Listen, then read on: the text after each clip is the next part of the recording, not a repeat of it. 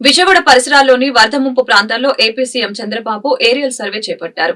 Budameru drain, కొల్లేరు ప్రాంతాలను ఆయన పరిశీలించారు. బుడమేరు ప్రవాహాలు, ముంపు గండ్లు పడిన ప్రాంతాల పరిశీలన చేపట్టారు. ప్రకాశం బ్యారేజీ దిగువన కృష్ణానది ప్రవాహాన్ని సీఎం పరిశీలించారు.